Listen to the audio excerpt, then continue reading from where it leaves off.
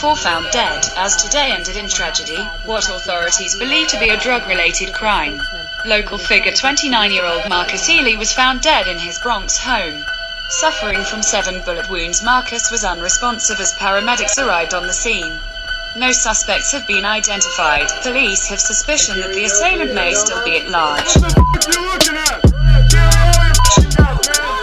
What the f*** money? I don't need no f***ing money. I need donuts. What the f*** out of here, you stupid man. How are you?